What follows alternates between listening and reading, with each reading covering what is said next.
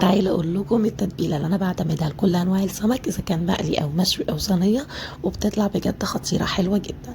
السمك بيطلع متبل حلو وطعمه مظبوط، الصينيه بتاعته طعمها حلو جدا، وكمان المقلي او المشوي بيطلع بنفس النتيجه. نتيجه هايله. جربي التتبيله ديت لو انت مش بتعملي بيها، انا واثقه ان هي تعجبكم جدا. لايك وشير للفيديو، وما تنسوش تصلوا على النبي في التعليقات. ويلا بينا على طول نبدا واقول لكم عملته ازاي. اول حاجه انا كنت جايبه سمك مكرونه، انا كنت جايبه نص كيلو بس من سمك المكرونه البلدي الصغير ده، بيقرمش وبيبقى حلو، بيبقى احلى من الجمبري. وجايبه سمك مكاريل، ما لقيتش المكاريل الكبير فجبت سمك مكاريل صغير، وهنعمله صينيه كده ويبقى حلو قوي. اهم حاجه نغسل السمك كويس جدا، انا كنت جايباه متنضف. بس اهم حاجه برضو عمليه الغسيل دي هتفرق معاكي، السمكيه تبقى بيضه كده من جوه، ما فيهاش اي حاجه حمراء ولا اي حاجه سودة. نضفيها كويس جدا. وبعد ما بغسل السمك وبنضفه، بنقعه كمان في شويه ميه وملح كده 10 دقايق بس، مش كتير، وعليهم ليمونه بتضيع اي زفاره وما بتخليش ريحه الزفاره جامده في البيت. انا كمان في الزيت كده بعصر لي نص ليمونه او تحط شرايح ليمون، بتخلي برضو مفيش ريحه وبتخليه حلو جدا. انا بشيل الراس كده بتاعت السمك، هو السمك صغير اصلا، وبنضفه كويس جدا بتاعت المكاريل. وبالشكل اللي انتم شايفين ده خلطتي بقى، بحط انا توم، فلفل رومي وفلفل احمر، والفلفل الاحمر بيخلي طعمها حلو جدا. وكمان بحط ليمونتين كده كبار وفلفل حار.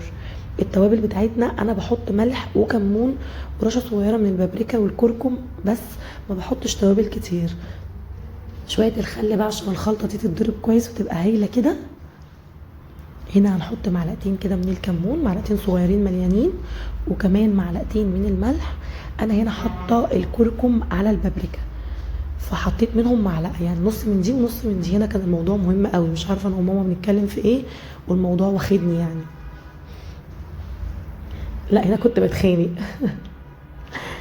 هنضرب بقى الكلام ده كله في الكبه وننعمه كويس جدا. انا عايزه اقول لكم طعم الخلطه دي بتبقى خطيره حلوه جدا وسهله وما فيهاش اي حاجه، ويعني خلطه بسيطه قوي قوي بتخلي السمك طعمه تحفه. هنبتدي نخلي السمك بتاعنا، انا هخلي السمك كله زي بعضه، وانتي بقى عايزه تعملي صينيه، عايزه تعملي اي حاجه بنفس التتبيله، بتبقى حلوه قوي وخطيره. صينيه كده، وهنبتدي بقى نخلي السمك بتاعنا زي ما انت شايفه كده. السمك البولتي بس هعمل له فتحات عشان اتاكد ان التتبيله وصلت فيه كده كله، طعمه يبقى حلو قوي كده من التتبيله بتاعتنا ومتخلل كويس. هبتدي بقى اقطع الخضار بتاعنا عشان صينيه البطاطس. انا بقطع بطاطس وطماطم وكمان ليمونه كده، شرايح الليمون الاصفر مش الاخضر عشان ما يبقاش ممرر، لاني بناكل شرايح الليمون دي بعد ما بتستوي بتبقى احلى، يعني تحفه، احلى من البطاطس نفسها.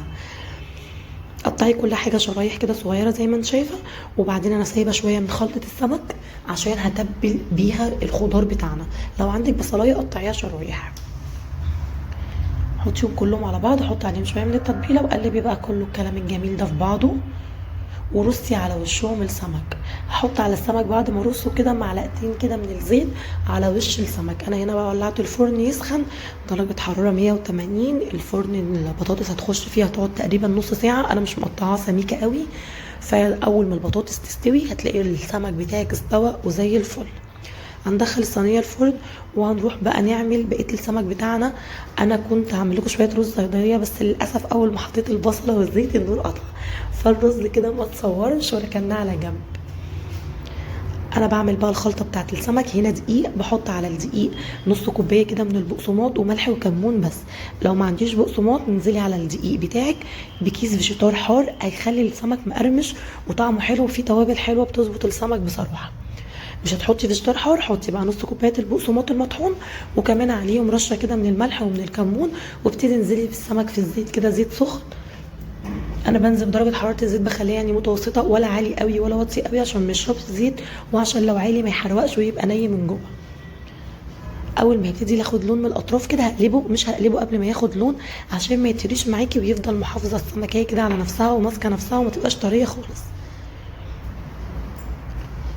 السمك هياخد معاكي لون تحفه. السمك بقى المكرونه مع لو حاطه فيجيتار على الدقيق بيخليه مقرمش كده، وطبعا السمك مكرونه انا جايباه صغير، فيعني كان طعمه زي الجمبري، احنا بناكله بحاله كده ما فيهوش اي شوك لانه صغير قوي، وانا كنت منشفاه شويه، فيعني طعمه تحفه.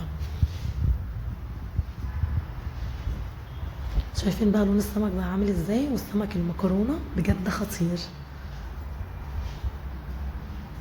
جربوه، انا واثقه ان هو هيعجبكم جدا. شايفين بقى صينيه السمك واخده لون وحلوه جدا، والبطاطس بتاعتها مستويه ومش مهريه.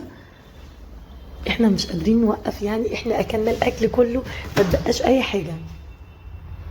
انا لسه كنت بقلي سمك تاني، طعم المكرونه تحفه وطعم السمك بجد خطير.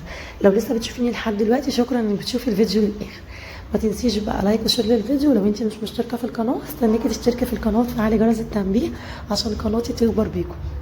اشوفكم على خير ان شاء الله في فيديو جديد، ويا رب الفيديو يكون عجبكم، وباي باي.